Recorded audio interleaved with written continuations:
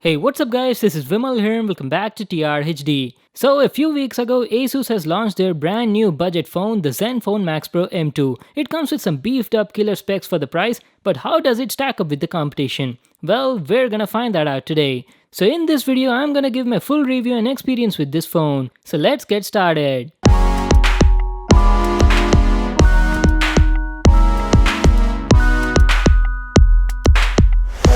First, we'll talk about the design and the build quality. The Zenfone Max Pro M2 has a 6.26-inch Full HD Plus display and weighs around 175 grams. It's really lightweight to hold considering the fact that it packs a 5000 mAh battery. That's actually quite impressive. Now talking about the build quality of the phone is very good. The back of the phone looks really attractive. It looks gorgeous with these beautiful reflections.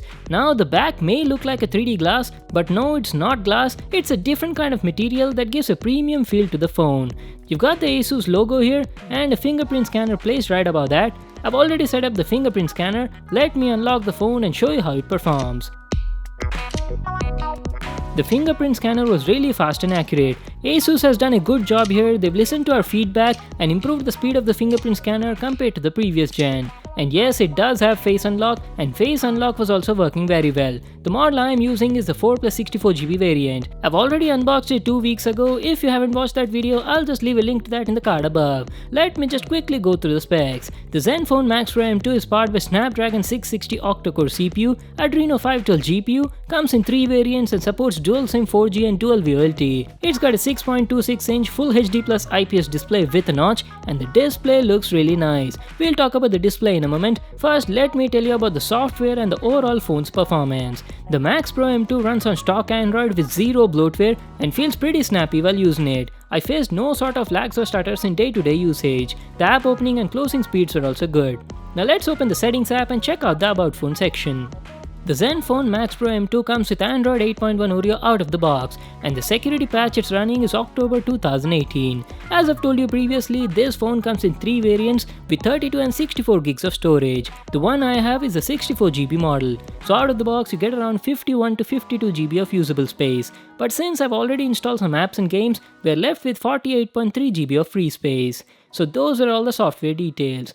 Now let's talk about the display. It's got a 6.26-inch Full HD Plus 19:9 IPS display with a notch, and I have to say the display is very good on it. It's got thin bezels on it and has the smallest full functional notch as claimed by the company. Along with the front camera and earpiece, it also has a selfie LED flash and a notification LED light at the top. So it's got almost everything you need placed inside that notch, and there's nothing else on the front. Coming to the display quality is very nice. It's got a Full HD Plus IPS display, the screen looks sharp, the level of detail is good, and the colors also look rich and vibrant. The white balance is also perfect. It's got 94% NTSC color gamut and 1500:1 contrast ratio. Talking about the brightness, it has 450 nits of brightness and is quite bright even in outdoors. Now since it's got an IPS display, I don't even need to tell you about the viewing angles. The viewing angles are great and the picture looks good no matter from where you view it. And the best part about the screen is, it's got Gorilla Glass 6 on the front to offer best possible screen protection.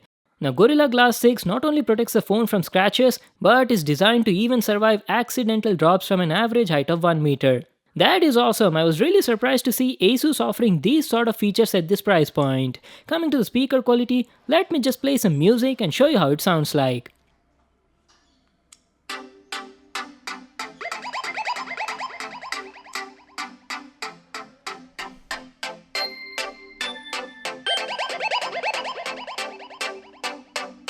It's got a single down-firing speaker powered by NXP Smart Amp. The audio quality was nice and clear with very minimum distortion, and the audio output was also satisfactory.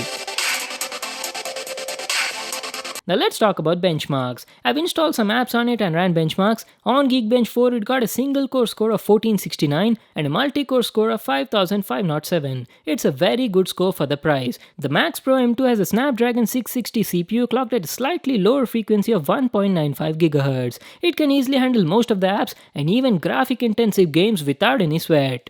I'll be showing you the gaming performance in a moment. I've also tried to install Antutu and run benchmarks, but for some reason Antutu's 3D Bench app was not compatible with it, so I couldn't run the test. Let me also show you the list of all available sensors on it. So here it is. This phone has almost every sensor you need. It's a good thing that the company hasn't skipped anything on the Max Pro M2. Now let's jump into the gaming section. Let's start with Asphalt 9. Asphalt 9 is a graphic intensive game, so let's play and see how the phone handles it.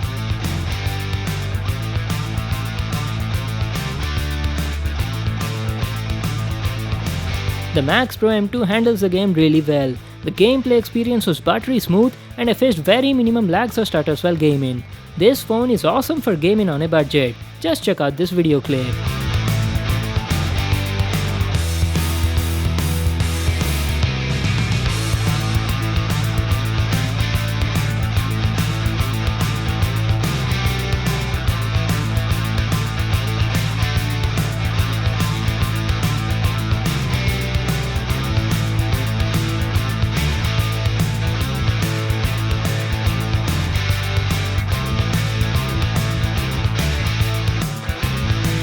And not only Asphalt 9, I've also played PUBG on it. PUBG was running well, I was easily able to play it at medium graphic settings. I didn't face much lag or stutters except during the initial loading stage, but once everything got settled down, it was stable and offered smooth gameplay. Just check out this gameplay video.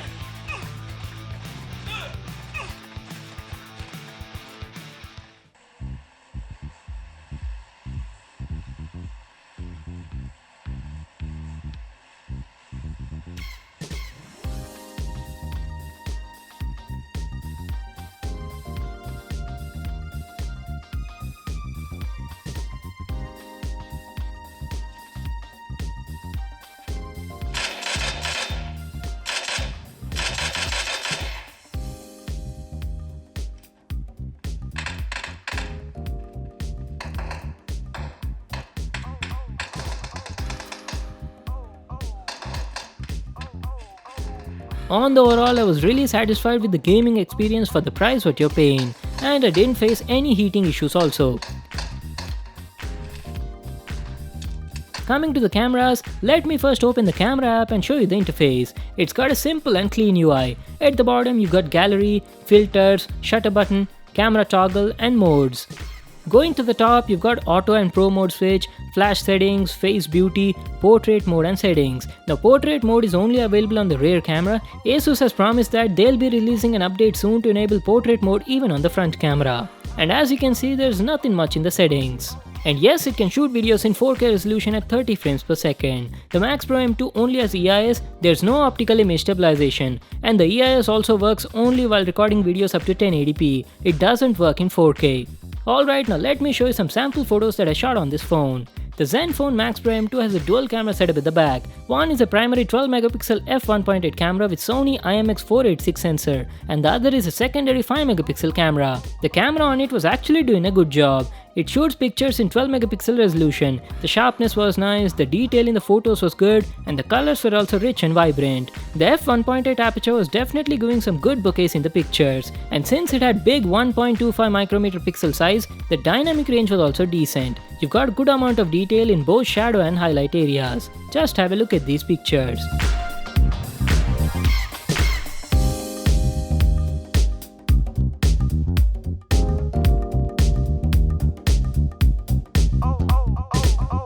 And on the front it has a 13MP camera with f2.0 aperture and was delivering really nice selfies. I was pretty satisfied with both the front and rear camera quality in bright lighting conditions.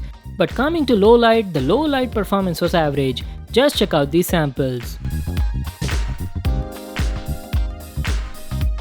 Now let's talk about the battery. It's got a massive 5000 mAh battery and the battery life was awesome. This phone is a champ in this segment. On an average use, which includes watching videos on YouTube, slight gaming and using social media, I was easily getting around 8 to 9 hours of screen on time. And with this kind of usage, the phone was given a battery life of around 1.5 to 2 days.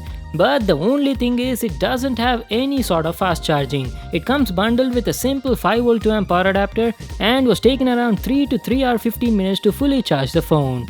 So that was my review on Asus's new Zenfone Max Pro M2. It's a very good phone for the price. The build quality is nice, love the design, the display looks beautiful, the performance is also good in both day-to-day usage as well as gaming. And the best part is its huge 5000 mAh battery. The only few cons I felt was it doesn't support fast charging, was taking really long time to fully charge the device. Also, it doesn't have 5 GHz Wi-Fi band support. And lastly, I felt instead of regular microSD port, they should have gone with the Type-C instead. Rest everything else was fine. For 12,999, you're getting Snapdragon 660 coupled with 5000 mAh battery. Now what more can we ask for? It's a great phone for the price. Do let me know what do you guys think about it in the comment section down below. So that was it for today. Thanks for watching. Hope you all enjoyed the video. Make sure to give it a thumbs up and subscribe to my channel for more awesome videos. And I'll see you in the next one.